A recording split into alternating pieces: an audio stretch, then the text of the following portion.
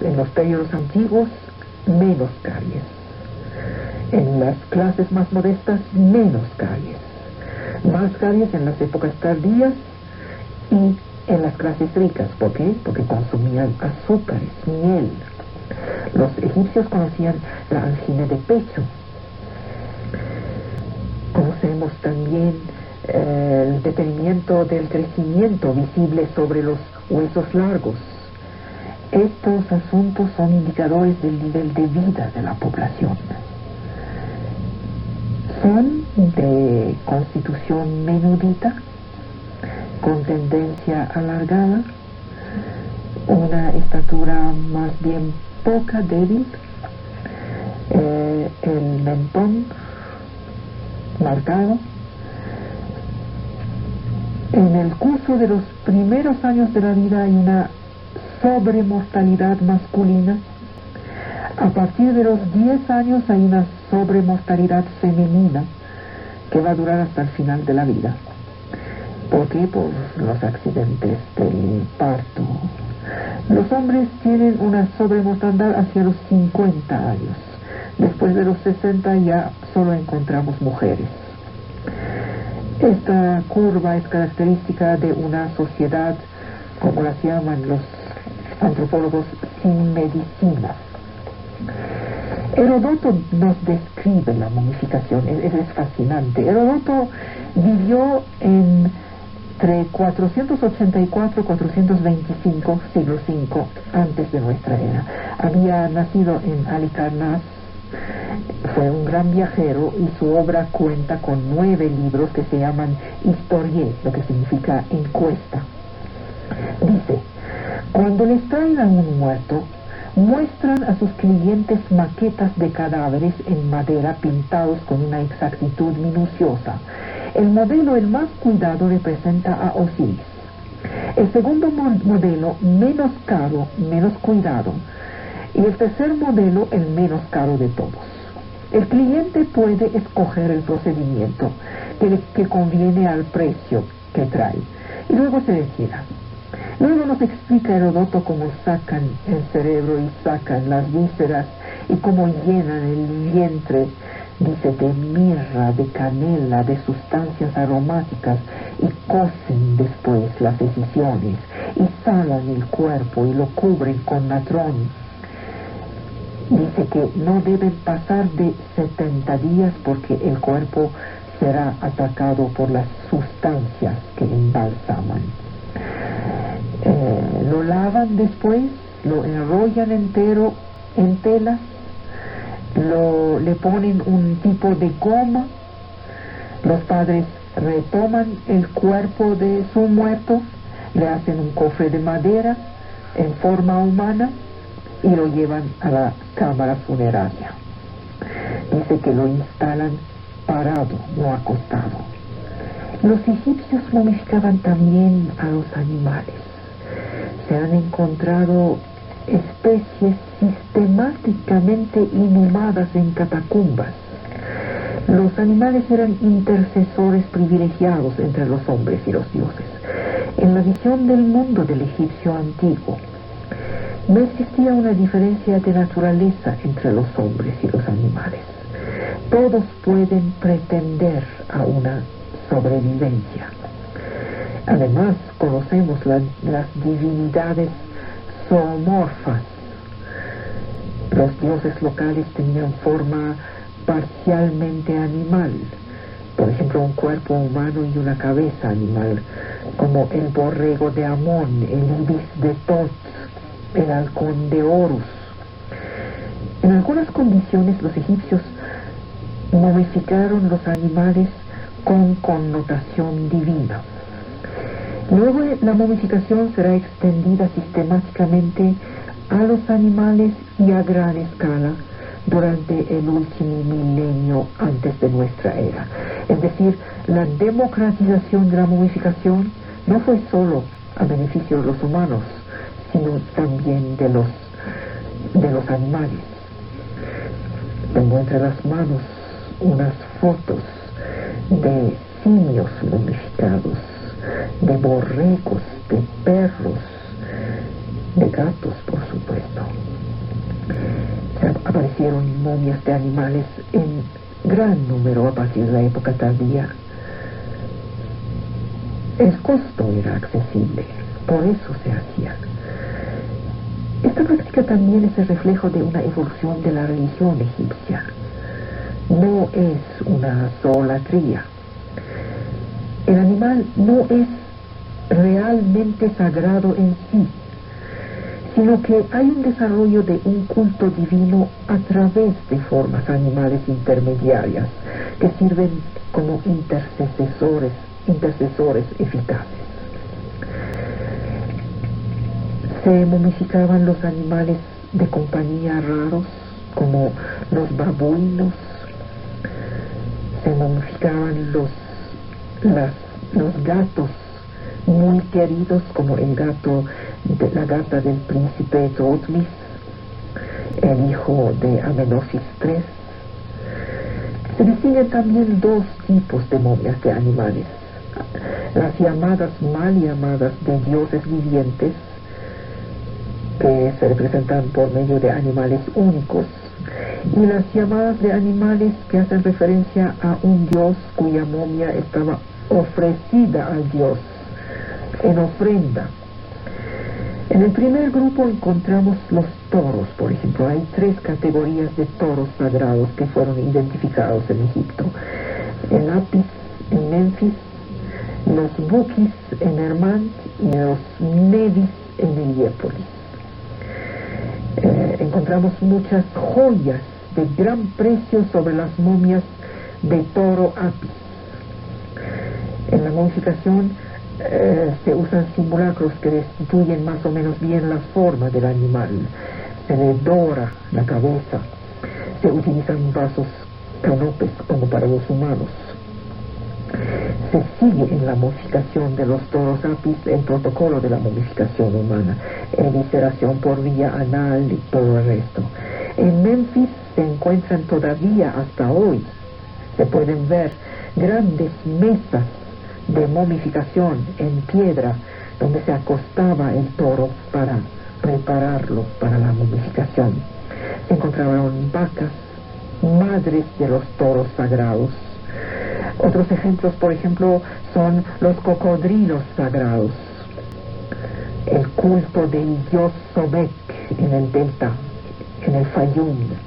Los cocodrilos vivos estaban criados, uno de ellos representaba el dios Sobek, lo escogían. Estos animales sagrados estaban casi amaestrados. Tenemos momias de cocodrilos llevadas en procesión durante las fiestas. La enrollaban, la cubrían con una capa decorada. Había numerosas necrópolis casi exclusivamente consagradas a las momias de animales, constituidas por hipogeas que contenían una gran cantidad de momias. Al lado de las tumbas de toros Apis, sus madres vacas, encontramos gatos, halcones, babuinos, ibis, perros, cada grupo en un territorio delimitado sobre el cual se construía un templo. Momias de aves, halcones, varios millones de halcones, ordenados individualmente en unos trastos en cerámica. Musarañas en pequeños sarcófagos de calcario, ibis. Estas momias las ponían en unos trastos de cerámica donde venían varios pájaros en un mismo trasto. No estaban evisceradas, solamente deshidratadas. Se les enrollaba de manera muy cuidadosa, con a veces se les ponía una cabeza postiza y una corona que caracteriza al dios Tot. Estas momias se les ponía en tumbas establecidas muy cerca de las sepulturas humanas. Se encontró una necrópolis de peces momificados, de escarabajos. Se encontró una gacela, una serpiente en pequeños sarcófagos de madera, y necrópolis de gatos y gatos y gatos. En la segunda mitad del primer milenio antes de nuestra era se desarrolló una verdadera industria de catacumbas de gatos.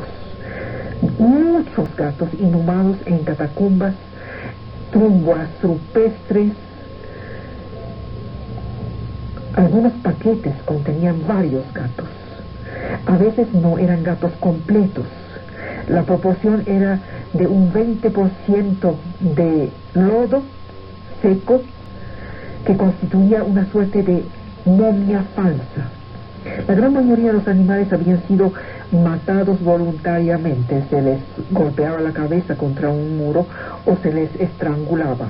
La edad determinada por el esqueleto mostraba que se trata de animales jóvenes que no habían terminado su desarrollo.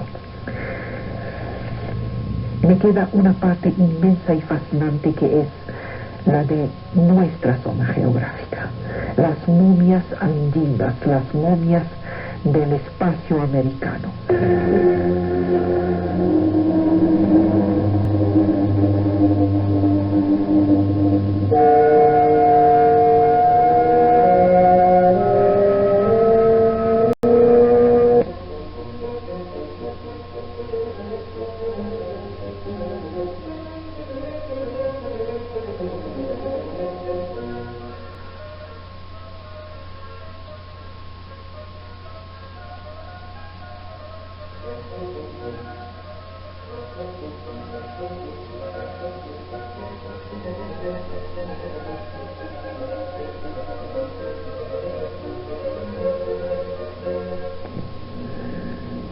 Parece ser una actitud rígida. Cuando hablamos de principios, tenemos actitudes cuadradas. Para obtener los principios, se trata de no ceder por principio. De ahí las tensiones, los conflictos que podrían ser evitados, por poco que se supiera cómo negociar. Muchas veces no se trata de principios, sino de orgullo. Estamos dispuestos a todo para llegar a nuestros fines, incluso a morir. De ahí el terrorismo. El resultado, a la locura de los unos responde la locura de los demás. Esta es tiranía, esta es crisis. Quien trata de obtenerlo todo corre el riesgo de no tener nada. La sabiduría aconseja transigir, pero hay que saber sobre qué transigir. ¿Qué es lo que importa ceder? De ahí la necesidad del principio. El principio viene de princeps, en latín príncipe, primero. El principio designa todo aquello que deriva de lo primero, es decir, lo fundamental. El pensamiento nos dice lo que es fundamental. No hay que equivocarse, nos dice lo que es fundamental. No hay que equivocarse a propósito de los principios. Aquel que decide no ceder nada a fin de obtenerlo todo no tiene ninguna relación con el principio. Tiene ganas de imponer lo arbitrario de sus caprichos. La tiranía es así, no tiene principios, quiere todo. El pensamiento toma su tiempo, no es tiránico, no es obstinado de manera tonta. El fanático no es un hombre de pensamiento. Hay cosas más importantes que la propia dominación tiránica sobre el mundo. Lo que es importante es definir cuáles son los fundamentos del mundo y del ser propio. ¿Y qué es la obligación moral? Se confunde muchas veces la obligación moral con una obligación que destruye la libertad. Saben que es mejor no hacer nada que hacer las cosas sin querer hacerlas. Mostrar que se hace a fuerza. Esto quita todo valor al don. Por eso se dice muchas veces, cuenta la buena intención. No solo cuenta la buena intención, porque la buena intención tiene que ser seguida por el hecho, pero sí cuenta mucho la buena intención. Esforzarse demasiado no es virtuoso. Es como hacer arte sudando. Es Salieri y Mozart. Salieri sudaba, no le salía bien. Mozart lo hacía sin ningún esfuerzo y le salía bien. Ser generoso, esforzándose tanto como si le costara tanto, es malo. Ser auténtico es seguir la facilidad de la bondad, sin preocuparse por gustar a los demás.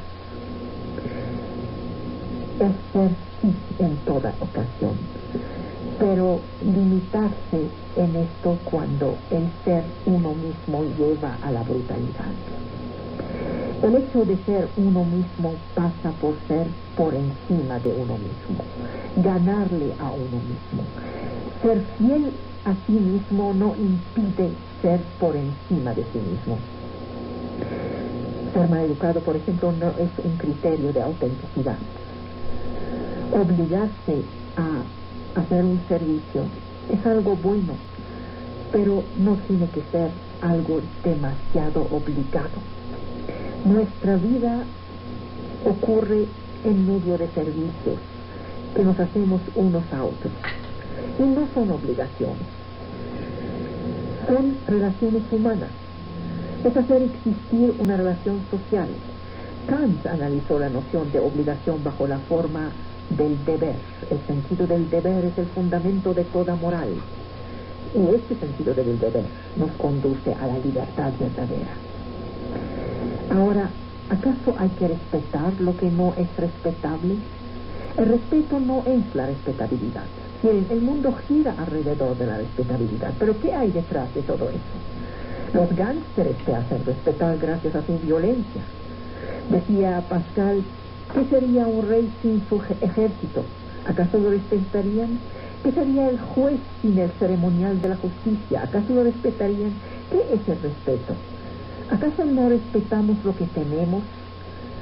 Y uno se hace respetar haciéndose que temer. Y sin embargo, hay los que no respetan nada. Cuidado con las revueltas fáciles. Pascal observaba que la ley había que respetarla, no porque es justa, sino porque es la ley.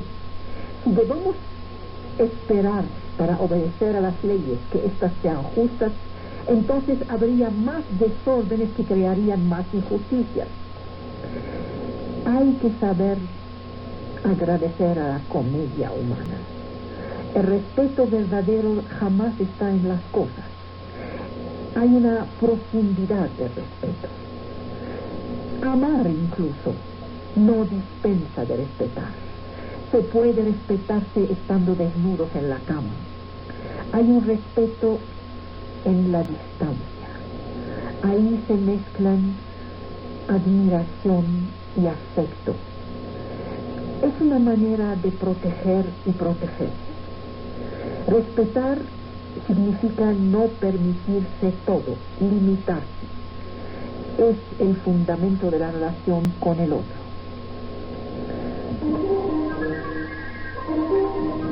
Se nos dice, no juzgues. En ese sentido se entiende el juicio como la condena, pero el juicio no es una condena. Escuchamos decir, yo no juzgo, solamente cito los hechos. Yo me contento con observar, describir y explicar. Hay que meterse en el lugar del otro. Bueno, es cierto, antes de hacerse una opinión sobre un evento, importa establecer los hechos. Un evento puede tener varias causas ocultas. No hay que fiarse en las apariencias, porque podemos acusar falsamente. Cuando alguien actúa mal, ¿cómo saber si en su lugar no habríamos hecho lo mismo? Pero juzgar no es solamente condenar. Juzgar quiere decir pensar. Dejemos de mezclar el juicio que condena con el juicio que estima. ¿Saben qué? No juzgamos demasiado. No juzgamos lo suficiente, ni a nosotros mismos ni a los demás. Estamos llenos de prejuicios, no de juicios. La ciencia juzga. Ser imparcial no quiere decir poner todo en el mismo nivel. El error es no querer juzgar, metiéndose todo el tiempo en el lugar de los demás a fin de comprenderlo todo. No juzgar según el otro, sino según sí mismo. Porque renunciar a juzgar es volverse un ser sin juicio, es decir, un loco, uno que lo acepta todo, un niño, un inocente. El hombre maduro juzga, es un ser de juicio. ¿Y por qué castigar? Los castigos están dictados por la justicia, pero no siempre. Los sistemas punitivos a veces sirven para acallar la voz. La ley a veces oculta intereses y a veces oculta una lógica de represión. Sin embargo, castigar es imponer a alguien reparar un daño hecho, es considerarlo como un ser responsable. El odio debe detenerse ante las tumbas, decía el adivino Tiresias. El castigo es una violencia limitada para detener a la venganza, que es la violencia ilimitada. Se castiga a aquellos que se considera capaces de pagar a sus deudas y que no lo hacen. La ley sanciona, permite de restablecer una sociedad humana. Sin ley que sanciona, tendríamos la lógica de las represalias infinitas. Un crimen no debe ser impune. No se puede permitirse todo. Y la pasión. Hablamos de sus excesos, que son sinónimos de violencia. Se dice muchas veces pasión ciega, como si el ser ciego es sinónimo de pasión. Es aquella que invade el que no sabe ya lo que está haciendo. Los griegos veían en la desmesura, la ubris, el enemigo de la sabiduría. Hablaban de huir de todo exceso. La pasión era el tirano interior de aquel que se deja llevar por ella. Los estoicos enseñaron a vivir de manera sobria, lejos de los excesos. Platón criticó la pasión y Hegel dijo que nada grande se hace sin pasión. Hay un eros filosófico, al igual que hay un eros religioso y místico. Kierkegaard defiende la pasión de Don Juan, que a través de su sed de vivir y de amar plantea el verdadero problema de la humanidad. El hombre tiene un sueño que quiere cumplir y este sueño no se realiza en la mediocridad. Cuidado con un mundo sin pasión. La pasión es el salto de la vida, es el deseo de vivir de manera entusiasta. Esta es la verdadera pasión, no es un exceso. La moral denunció las pasiones humanas, viendo en ellas una forma de esclavitud, una debilidad hacia el cuerpo y los deseos. La moral predicó la maestría del cuerpo y de las pasiones. Hoy, en cambio, ya no hablamos tan mal de las pasiones. Al contrario, vemos en el detenimiento de las pasiones la causa del mal, de la violencia. Se dice, déjate ir, sé tú mismo, habla de tus deseos. Esto no significa vivir su vida, esto significa vivir su dependencia. La pasión muchas veces se vuelve enemiga del cuerpo y de los deseos mismos, volviéndolo dependiente.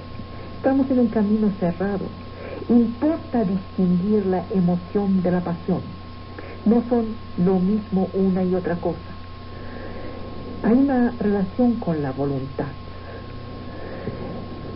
que puede tomar dos formas: ausencia de voluntad o presencia de voluntad.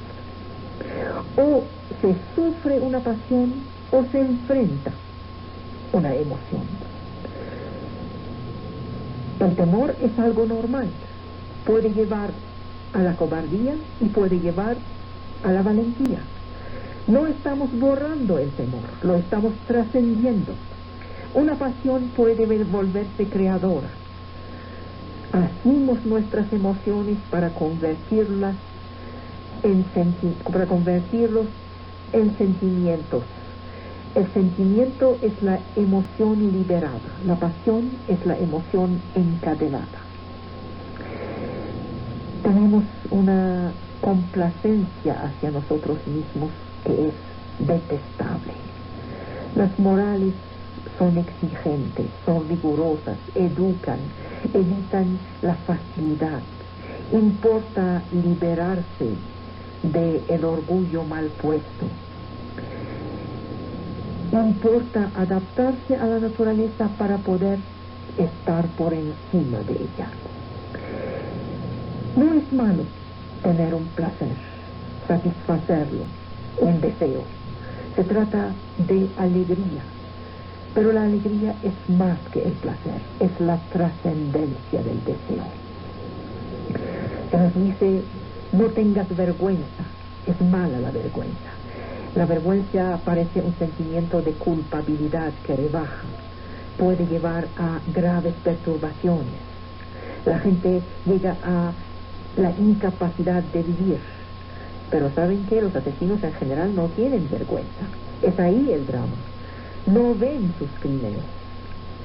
Sí hay que tener mala conciencia. Esta es la esencia de la moral. Quien dice mala conciencia ya dijo conciencia, bajo la forma de un remordimiento. El remordimiento se recuerda de algo que se hizo. El remordimiento trata de reparar. Abre la puerta al arrepentimiento. Si queremos cambiar las cosas, podemos cambiar el hombre que hace las cosas. La vergüenza puede ser positiva. Se llama pudor. El cuerpo y la sexualidad cargan, por ejemplo, con la parte la más personal, la más íntima de nosotros mismos. ¿Para qué malbaratarlos? Hay que tener vergüenza. Se nos dice, el infierno está lleno de buenas intenciones. Una buena intención que no logra concretizarse no es tan buena. Alguien decidió hacer algo bien, pero llega al contrario de lo que él esperaba. Consecuencias negativas. ¿Cómo explicar esta vuelta de la situación? No es la fragilidad de la naturaleza humana que hay que incriminar, o no solo a esta fragilidad. Si una buena intención no se concretiza, es que no era tan buena. La buena voluntad es el fundamento de la moral. La mala fe es el origen del mal. Cuando se tiene una buena intención, es que ya se le ganó a la mala intención. Se trata de actuar desde el dentro de sí mismo, hacer ya el esencial del trabajo moral. Para que haya un bien, hay que empezar por querer el bien. Dicen los estoicos, no hay que esperar nada. Esperar algo de alguien es muchas veces hacerse ilusiones. Hay una obra que se llama El desierto de los tártaros, de Gino Buzzati. Ahí hay unos militares ávidos de victoria, de gloria, que hablan de ir al combate que hará de ellos unos héroes. Pero en lugar de ir hacia el enemigo, se encierran en un fuerte y esperan que el enemigo los ataque. La espera los usa, caen enfermos, y un día, por sorpresa, llega el enemigo y los vence. No vencieron. Se espera de los demás lo que no pueden dar, y se acaba por ser decepcionado y por odiar a los demás. Pero se es decepcionado por su cuenta, los demás no tienen nada que ver.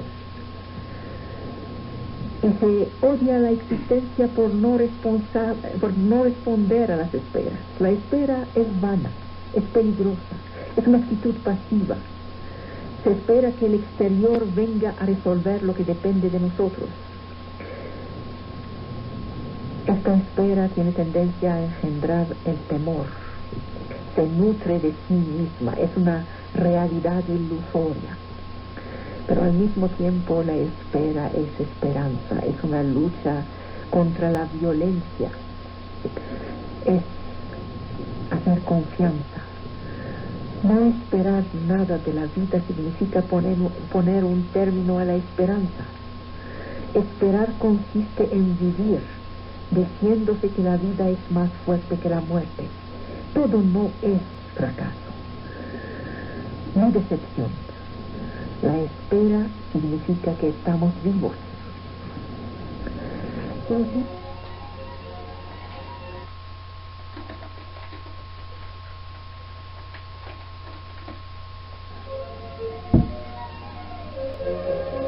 Todo acto es interesado. No hay nada que sea desinteresado, nada que es gratuito. Es cierto, los hombres están interesados. No estoy segura que esto es un vicio completo. Si la moral no suscitara ningún interés, ningún placer, no existiría. Kant dijo que se necesita que el sentimiento moral sea desinteresado, que no se mezcle a él nada que tenga que ver con el cálculo individual. La verdadera moralidad no se dice a ella misma moral, es inocente. Aquí en este decir hay un ideal decepcionado, que quiere que los hombres sean moralmente morales. Esto no es posible. Los hombres sienten la necesidad de volverse morales. No lo son, necesitan serlo. Los inmoralistas predicaban una vida sin principios. Estos son los flojos de la moral. Tenemos interés en ser morales. Por eso tratamos de serlo, para mirarnos a nosotros mismos en el espejo de buena manera. Y la prudencia. A veces se nos dice que la prudencia es cobardía. Está asimilada a una actitud friolenta. La antigüedad, en cambio, hizo de la prudencia una virtud maestra. Se nos dice que ser prudente es no correr riesgos, porque los grandes compromisos humanos son siempre asunto de riesgos. ¿Quién pensaría en un amor prudente? Pero ser valiente no consiste en ser temerario. Ser prudente no consiste en ser timorato. El riesgo no es el peligro. No hay que confundir comprometerse y exponerse. No es exceso, sino mesura. Los moralistas de la antigüedad han visto en la prudencia la manera de estar bien con una naturaleza ordenada y medida. Hay que prever, hay que anticipar. La prudencia es tomar su propia medida, la medida de los demás. Es sabiduría, ni demasiado ni demasiado poco. Es evitar ceder al impulso inmediato. Es estar presente cuando hay que estar presente. Ni vivir demasiado rápido, ni hablar demasiado rápido. Prepararse a vivir. La prudencia es el arte de vivir. Es un sentido de la mesura que huye del exceso. Y el arte se estudia, se prepara. ¿Y la valentía? ¿Es algo inconsciente? ¿Es inconsistencia? ¿Es inconsciencia? Se necesita una cierta inconsciencia para amar, es cierto. Y se necesita una cierta inconsciencia para mostrar valentía. Cuando alguien está en una casa ardiendo, los salvadores heroicos vuelan para socorrerlo. Actuaron sin pensarle demasiado. Si hubieran analizado todos los peligros, no hubieran actuado. Los valientes no se dan cuenta inmediatamente y a fondo de lo que hacen. La valentía es el estado natural de una vida. La vida es valiente. Lo que no es normal es la ausencia de valentía en la vida. La valentía está aquí, porque es la vida. A nosotros de agarrarla, de asirla. A la vez la vida es racional y prevé. Todos los días hay unos hombres que encuentran la fuerza de seguir a pesar de las dificultades, de las pruebas, del sufrimiento. ¿De dónde les vienen las fuerzas? La vida les da una provisión de valentía.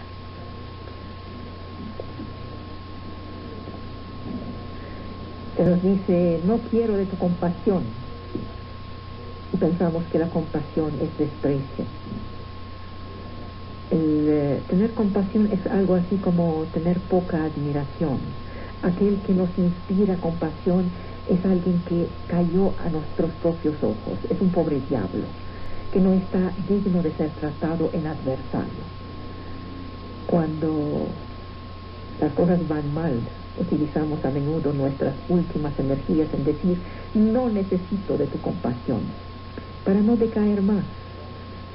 Necesitamos esta compasión como la condescendencia. Pero saben que los asesinos, los torturadores no tienen compasión, son implacables. No hagamos el juego de la crueldad denunciando la compasión. Por supuesto, no es la falsa compasión que es condescendencia. La compasión es el fundamento de la existencia humana. No se equivocó el cristianismo cuando la generalizó al mundo.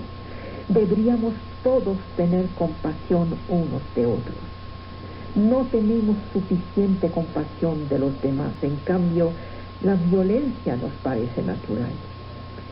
La compasión es un sentimiento espontáneo hacia aquel que sufre. Es bondad, no es debilidad. Es el movimiento profundo de la vida que se expresa para que siga la vida.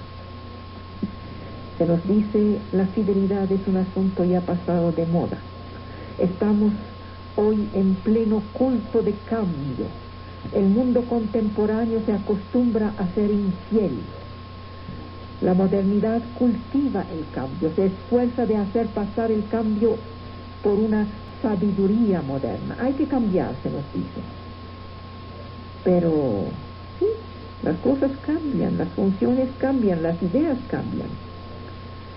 Para liberarse de la mezquindad, de la mediocridad, hay que cambiar. La modernidad nos trae una novedad cada día. Se cambia en la modernidad. Pero no es necesario de tener varias vidas en una sola. Es demasiado. A fuerza de cambiar todo el tiempo, ya no se tiene ni siquiera una vida consistente. Don Juan nos dicen que es el menos libre de los hombres. No se trata de traicionarse todo el tiempo. Eso no es cambio. No se trata de escapar a todo. Cuando todo mundo deja el campo de batalla, se quedan únicamente los héroes. Hay que ser fiel a pesar del tiempo, a pesar de los demás, a pesar de la moda, a pesar de este conformismo social de la modernidad, a pesar de la adversidad, de las infidelidades, de las decepciones. La fidelidad es la capacidad de no variar en relación con lo esencial. Y cierro estas preguntas esenciales de la moral con ¿qué es la dignidad de un hombre? Los hombres pueden aceptar perder muchas cosas salvo una, la dignidad. ¿Pero qué es? Hay en el hombre algo que no tiene precio, que va más allá de todo. Los hombres son seres de conciencia. Si herimos la conciencia que un hombre tiene por sí mismo, a sus propios ojos, como a los ojos del otro, destruimos su humanidad. Cesa de ser. Decía Pascal, toda nuestra dignidad consiste en nuestro pensamiento, no en el espacio, no en la duración de lo que queremos llenar como espacio, sino en nuestro pensamiento. Con ese pensamiento.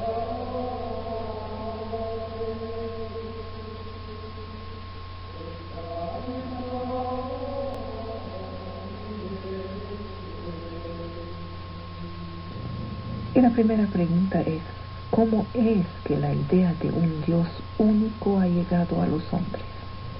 Porque finalmente la historia de Dios es el paso de los dioses al monoteísmo. Este es el enigma de Oriente, del Levante, del Mediterráneo. donde nace la fe en un solo Dios creador de toda cosa, fuente de justicia, interlocutor de la humanidad, sin sexo y sin mitología. Es un rompecabezas más que una historia lineal. La Biblia misma atestigua de diversas tradiciones, a veces contradictorias, recompuestas para expresar el reconocimiento de un Dios absolutamente único. Este reconocimiento surge de un lento trabajo de ruptura. Hay que esperar el periodo del exilio en Babilonia, la exasperación de un deseo de justicia, de salvación, para que se afirme la trascendencia del Dios incomparable, a la vez Dios personal, único, universal y disociado del territorio nacional. Monoteísmo y politeísmo son palabras recientes de nuestra cultura. Son conceptos forjados por el siglo de las luces del XVIII, por la razón moderna, por la historia comparada de las religiones. No hay que perder de vista esta realidad. El monoteísmo bíblico es fuente de tres monoteísmos: judaísmo, cristianismo e islam. Hay entonces varios monoteísmos. La expresión monoteísta de la fe es algo difícil, es algo frágil, y ha multiplicado las figuras de mediación, que son los ángeles y los santos, etc. La ruptura monoteísta abre nuestro mundo al dilema de la comunicación con el uno, el Dios único y trascendente, que se afirma como un Dios de comunicación y de transmisión. El uno es un principio, tiene toda suerte de mensajeros, enviados, recursos. A la fe en el uno, en nuestra memoria religiosa, no le basta jamás un concepto. Esta fe pasa por el lenguaje de la promesa, del juramento, por la proyección en el futuro, por la dimensión histórica de los individuos, por sus comunidades. El Dios único atraviesa los impases de la carne, de la historia, el incesto, el fratricidio, la guerra, el éxodo. Las primeras páginas de la Biblia cuentan ante todo cómo el Dios uno es creador de diversidad: los días y las noches, los astros, los mares, la división de los sexos, la multiplicidad de los seres, la pluralidad de las lenguas. El deseo del uno solo crece en la experiencia del exilio, del encuentro con el extranjero, la expresión de la división íntima, como este recitante de los salmos que descubre a sus enemigos entre los suyos y a veces descubre a su enemigo en sí mismo. Israel se opone a la idolatría en un mundo cuya relación con los objetos es mucho más rica que el monoteísmo. Israel se encuentra en medio de dioses múltiples, pero su multiplicidad no es confusión. Los panteones de las religiones antiguas jerarquizan, organizan la multiplicidad de los dioses, tienen un sistema coherente, eficaz. La opción que lleva al monoteísmo se interroga sobre el sentido y la trascendencia. La fe en el uno debe ser contada como memoria. Los escribas judíos del Pentateuco expresan una historia compuesta de una secuencia de promesas y alianzas que desembocan sobre una esperanza radicalmente desconocida en las civilizaciones anteriores. Introducen el tiempo y la historia en el pensamiento religioso. El Dios de la Biblia es el Dios personal de Abraham, Dios de las promesas de fecundidad, de prosperidad, de un territorio, el Dios de la liberación de la esclavitud, de la ley mosaica, de la elección davídica, el Dios del exilio.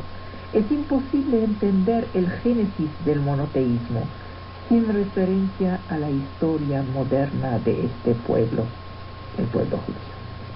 La fe monoteísta está atravesada por una contradicción. El uno llama a la diversidad. La historia de Dios es la más vieja historia del mundo. El Dios de la Biblia no está solo en sus dominios. Hay una multitud de entidades sobrenaturales y deidades que lo acompañan. Desde la diosa madre de los orígenes hasta el amplio panteón babilonio, desde los grandes dioses nacionales hasta el advenimiento del monoteísmo, la emergencia de un Dios único fue incierta. Yahvé necesitó de siglos para someter a su divina familia y domar a esas fuerzas misteriosas que surgieron de la imaginación del hombre. ¿Cuáles son los primeros dioses de la humanidad? Fueron una diosa madre obesa y un dios toro, símbolo de fuerza viril. Aparecieron en el Paleolítico en el Medio Oriente. De esas grandes figuras originales nacieron todos los grandes panteones antiguos.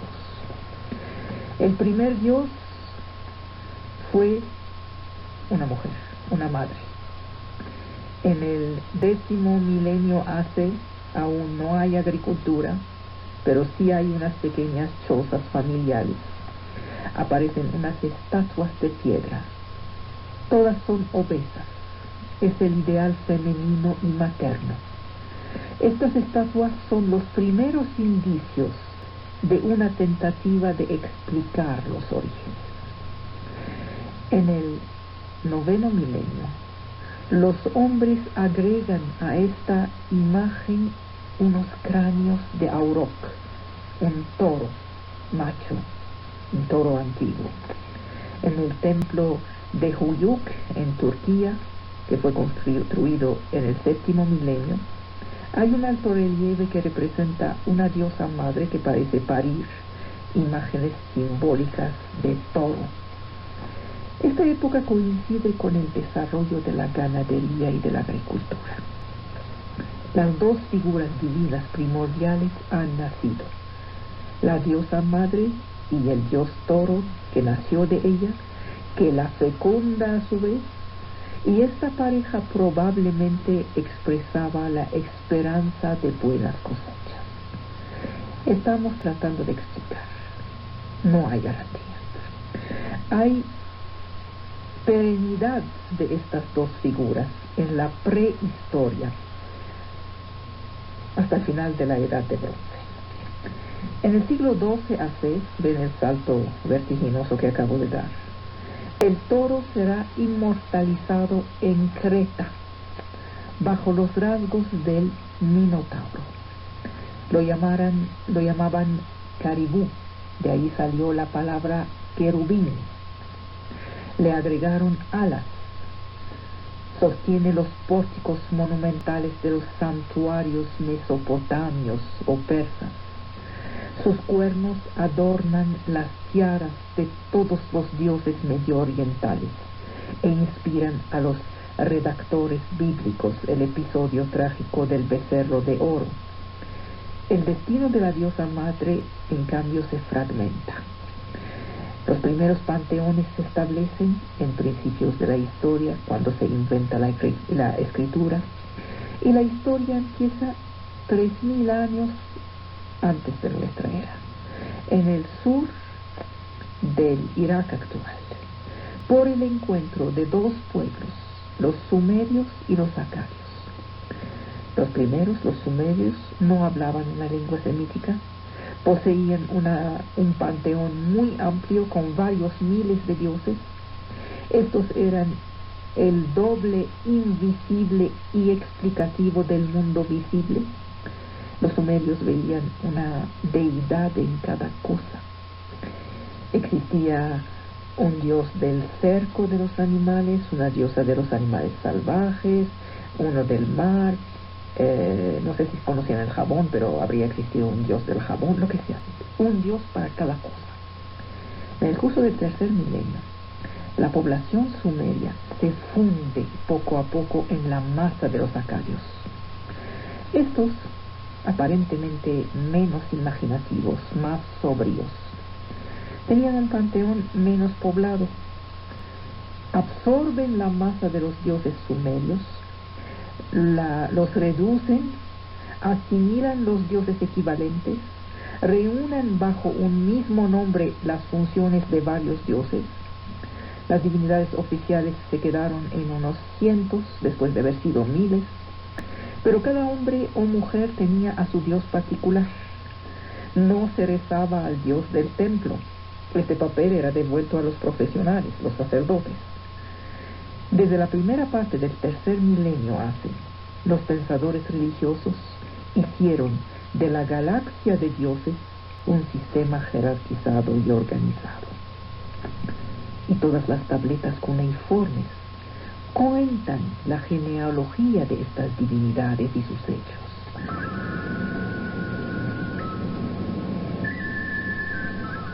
Todas las grandes civilizaciones han desarrollado un pensamiento religioso capaz de concebir divinidades, que han ido afinando durante varios milenios.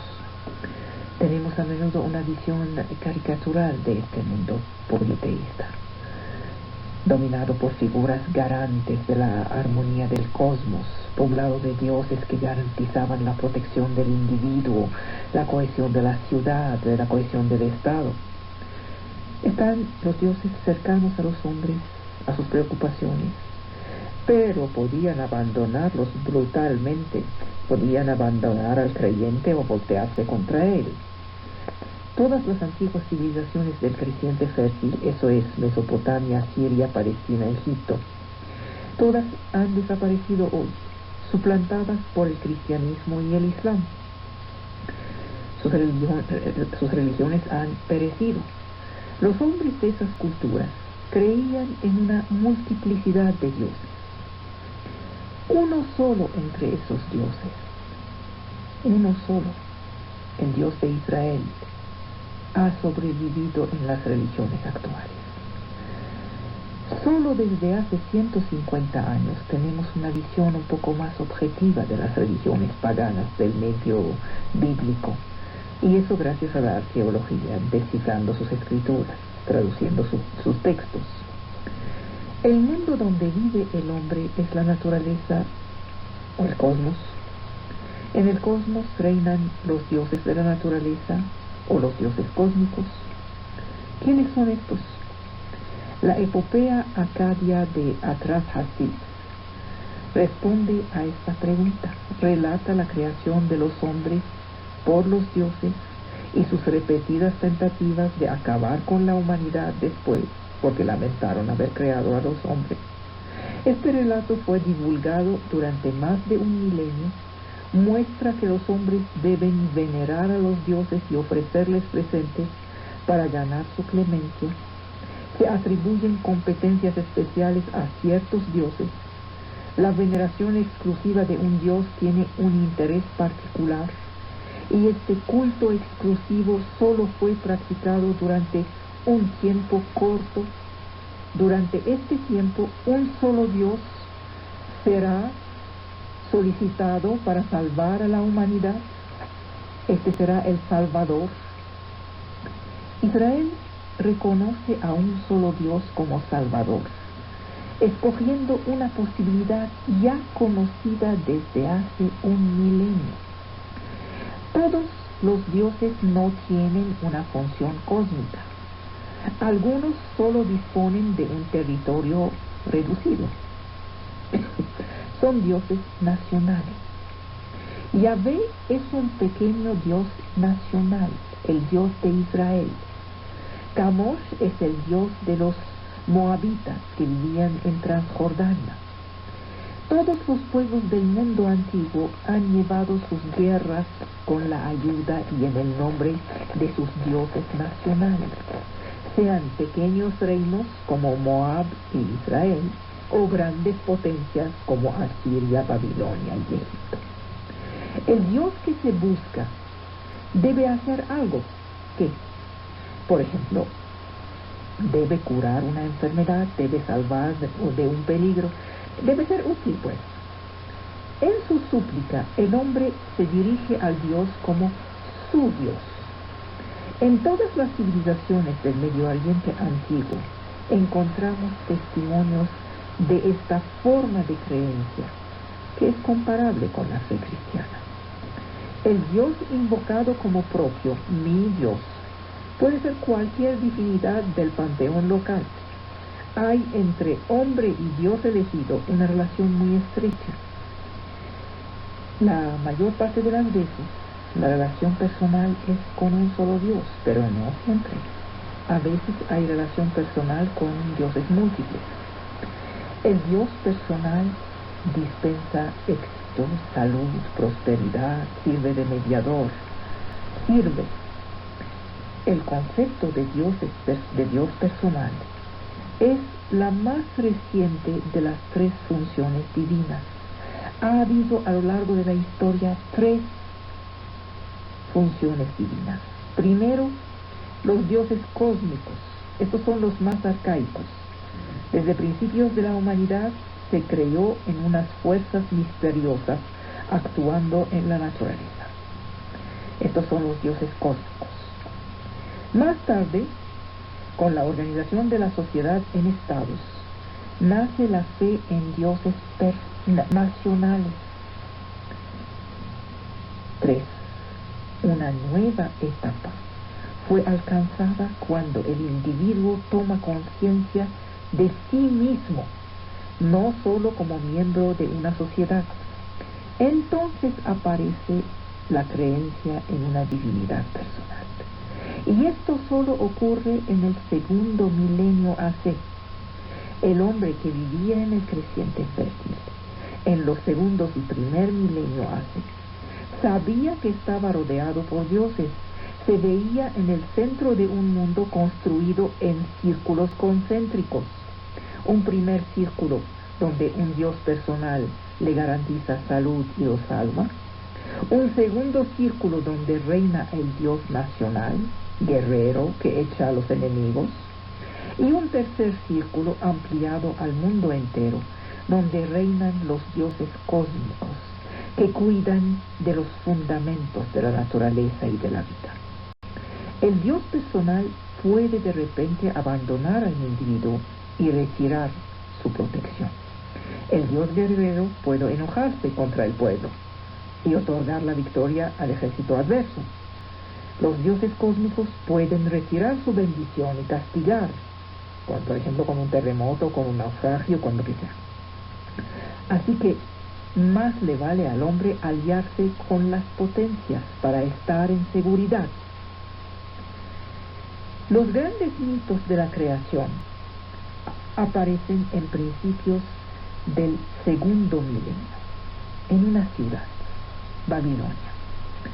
La familia divina se organiza, fabrica una humanidad a su servicio. Babilonia es la ciudad de los dioses. El imperio de Akkad, que había fundado el rey Sargón I, así como la última dinastía sumeria de Ur, ya no son más que un recuerdo. Un nuevo pueblo de lengua semítica, los amoritas, descienden el valle del Éufrates desde la región de Mari, en el noreste de Siria, y hacen de Babilonia su capital. En 1792 AC, el rey Hammurabi transforma esta capital en centro de un nuevo imperio. Los amoritas se impregnan de la antigua civilización sumero-acadia, aportan con ellos algunas divinidades y dan un nuevo respiro, un arrojo literario a las viejas leyendas mesopotámicas. Estas epopeas se difunden. El mundo y los hombres aparecen como nacidos de la voluntad de los dioses. En principio hay dos fuerzas primordiales que vienen de los primeros dioses de los cuales se ha hablado, de los dioses prehistóricos. La diosa madre, Tiamat, que representa las aguas tumultuosas del mar, y el dios Apsu, que representa las aguas subterráneas. Ambos dan nacimiento a 10 generaciones de parejas divinas. Tiamat es la figura emblemática del caos primitivo. Después de 10 generaciones divinas, nace un gran dios fundador de dinastías divinas. Este es el dios An. Cielo representa al rey de la época y tiene 8 esposas. Tiene también un teniente, 2 mozos, un portaespadas, 3 grandes cocineros, 2 pastores, un jardinero, 2 consejeros. Los hombres imaginan el mundo, el cielo, según cómo tienen el mundo. ¿Cómo van a imaginar algo que no conocen? Enlil es uno de los 14 hijos del dios An. Se vuelve el primer gran soberano del gran panteón